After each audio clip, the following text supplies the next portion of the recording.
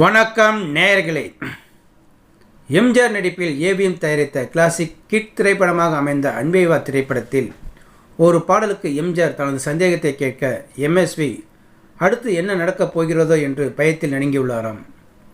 தமிழ் சினிமாவில் பழமையான தயாரிப்பு நிறுவனம் என்று அழைக்கப்படும் ஏவிஎம் நிறுவனம் சார்பில் 1966ஆம் ஆண்டு வெளியான படம்தான் அன்பே வா.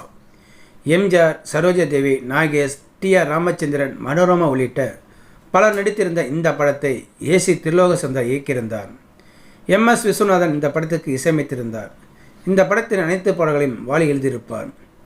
ஏவிஎம் நிறுவனம் தயாரிப்பில் எம்ஜிஆர் நடித்த முதல் படம் கலர் படம் என்ற அறிவிப்பு வெளியானவுடனே இந்த படத்திற்கான எதிர்பார்ப்பும் அதிகமாக இருந்துள்ளது.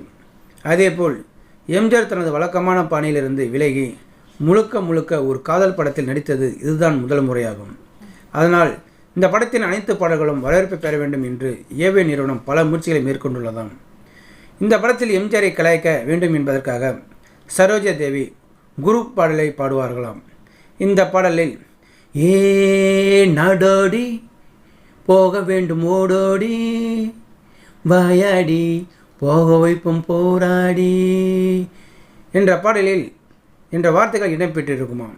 அப்போது எம்ஜிஆர் கேரளாவை பூர்வீகமாக கொண்டவர் என்று ஒரு விமர்சனங்கள் இருந்த நிலையில் இந்த பாடலை பார்த்த எம்ஜிஆர் அது என்ன நாடோடி ஓடோடி என்று எழுதியிருக்கிறீர்கள் என்று கேட்டுள்ளாராம்.